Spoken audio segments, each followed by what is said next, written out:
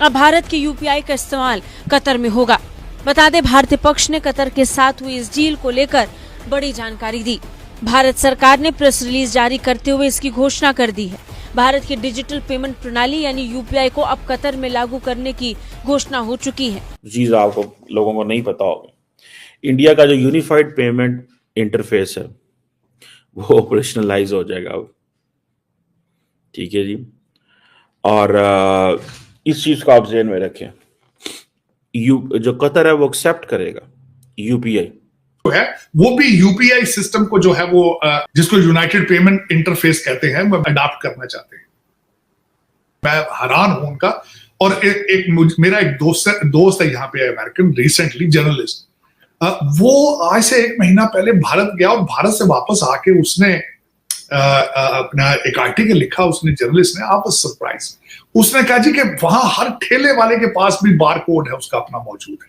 दुनिया सारी हमारे ऊपर, ये बिल्कुल दुरुस्त कहा गया कि हमारी डिप्लोमेसी कमजोर है, हमारी जो है अप्रोच कमजोर है, हम ओआईसी को इकट्ठा नहीं कर पाए हैं, मुस्लिम उम्मा एक तरफ होके बैक आवाज इसमें नहीं शामिल हो सकती है या हो रही है या हुई है कभी भी, और शायद वो हो भी ना, इसलिए कि इंडिया इतना ह्यूज हो गया, इतनी बड़ी ताकत बन गई है कि इस्लामी ममलिकतों की भी जो वाबस्तगी है या उनके इंटरेस्ट हैं वो काफी उनके साथ इन्वॉल्व होते हैं। और कतर के जो अमीर का ये जो 2 दिन का दौरा था, मोदी साहब ने वैसे ही प्रोटोकॉल तोड़ दिया और उनको जो है वो छोड़ के आए। और अमीर साहब खुश हो गए होंगे। अमीर साहब ने कहा ठीक है यार, हमने उनके बंदे शंदे छोड़े थे और ये सारा कुछ हो गया तो अब ठीक है। जी हाथ आ गई, हम नहीं को बना सके, हम चाइना के हाथ चले गए, वो हर चीज हमारी उधड़ी पुधड़ी हो गई। दुनिया ने उसको, हमने इस चीज को अंडरस्टैंड ही नहीं कर सके ये कितना वो जिसे कहते हैं ना कंट्रोवर्शियल हर चीज हो गई। एग्रीमेंट हुआ इनके साथ, सो एग्रीमेंट तो बहुत ज्यादा हुए हैं जी, फ्रैंकली स्पीकिंग। और मुझे ऐसे लग रहा है कि ट्रांसफॉर्मेशन हो गई है। ये ट्रांसफॉर्मेशन जो पाकिस्तान शायद ख्वाहिश करता होगा कतर के साथ, हमारी भी है कतर के साथ, लेकिन उस तरह की तो नहीं है। ये जो जॉइंट स्टेटमेंट आई है ये पिछली जॉइंट स्टेटमेंटों से मुख्तलिफ है। और दूसरा वो कहते हैं जी कि ट्रेड एंड कॉमर्स हमारे स्ट्रॉन्ग पिलर्स हैं। हम तो जो कहते हैं ना ब्रदरली इस्लामी के, वो कहते हैं नहीं, ट्रेड एंड कॉमर्स, ये है फर्क। अब आप कतरियों को, अरबियों को ये ब्रदरली इस्लामी नहीं कर सकते। ट्रेड एंड कॉमर्स की बात करें उनके साथ, ठीक है जी। और ये चीज जो है ना, this is what they want, वो जो चीज करनी है, ठीक है, वो ये करनी है कि कतर ने अब इंडिया को जिसे कहते हैं अनइंटरप्टेड चीजें होनी है अब इंडिया के साथ। पैसा भी आएगा, बिजनेस भी आएगा, कारोबार भी होगा, और इंडिया का वो जो एक कंफर्ट जोन मिडल ईस्ट में वो एनहेंस हो गया। देखिए सीधी सी बात, सबसे बढ़कर चीज आपको लोगों को नहीं पता होगा, इंडिया का जो यूनिफाइड पेमेंट इंटरफेस है वो ऑपरेशनलाइज हो जाएगा अब।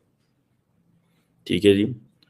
और इस चीज को आप ध्यान में रखें, जो कतर है वो एक्सेप्ट करेगा UPI payment system, and they have agreed कि वो अपनी जो बायलैटरल ट्रेड है और सेटलमेंट है वो अपनी करेंसीज में करेंगे। ओ गया जो डॉलर, इंडिया क्या करता है, इंडिया 24 घंटे काम करता है डॉलर को न्यूट्रलाइज करने के लिए। 24 घंटे एक ही काम करता है, डॉलर को कैसे नीचे लेके आना है। इंडियन लीडरशिप को आप क्या समझते हैं, वो है भाई, देखें उनको इस चीज का पता है, उनको इस चीज का पता है भाईजान की करना है की नहीं करना। 100% उनको पता है कि इस चीज का क्या करना है क्या नहीं करना, और वो लगे हुए हैं। और उन्होंने ये चीज कर ली, उन्होंने कहा जी अपने पैसे को कम से कम डॉलर जाए, इसलिए तो वो कहते हैं कि अपने पैसे यूनिफाइड पेमेंट इंटरफेस, ठीक है ना। और ये अगर हो जाता है, और आपको पता है सिंगापुर हो, दुनिया के हर मुल्क के साथ तो वो यूनिफाइड पेमेंट इंटरफेस के ऊपर काम कर रहे हैं, हर मुल्क के साथ, हर मुल्क के साथ। और उनको इस चीज की समझ है कि ये अगर हम करेंगे तो हमारी जो करेंसी है उसकी रेलेवेंस बढ़ेगी। करेंसी की रेलेवेंस कैसे बढ़ाते हैं, ऐसे ही बढ़ाते हैं। And this is all digital payment methods. कोई वो नहीं जाना, बैंकिंग सेक्टर्स ने काम करना है ताकि दुनिया को कहे हमारे पास इंडियन रुपये भी मौजूद है, ठीक है ना सर। और आपको पता है फिर जब इंडिया हो वो टेररिज्म का जिक्र क्यों ना करेगा, क्यों ना करे टेररिज्म का जिक्र। टेररिज्म का उन्होंने कहा जी, और आपको पता है वो उन्होंने कुवैत को राजी करा लिया था, ये तो कतर है, कतर को कहा जी तमाम टेररिज्म, क्रॉस बॉर्डर टेररिज्म,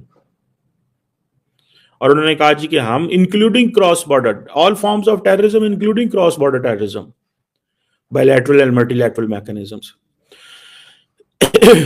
ये चीज है।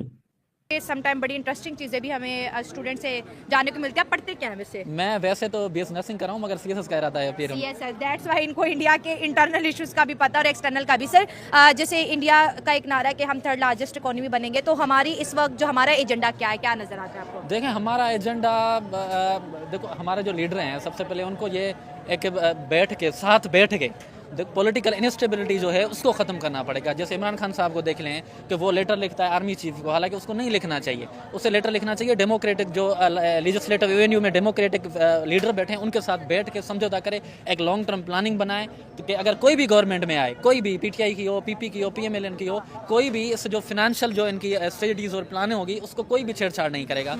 दैट्स वाई कि हम उनसे भी आगे पीछे हैं। उनके पास एक गोल है, लॉन्ग टर्म गोल इंडिया के पास लॉन्ग टर्म गोल है। देखा उनकी फॉरेन पॉलिसी आप देखें कि वो क्वाड QUAD के क्वाड अलायंस है अमेरिका का, जो कि चाइना को इनकाउंटर करने के लिए अमेरिका ने बनाया है, उसमें भी इंडिया है, और जो शंघाई कॉर्पोरेशन है उसमें भी है, ब्रिक्स में भी है। अब ब्रिक्स देखें।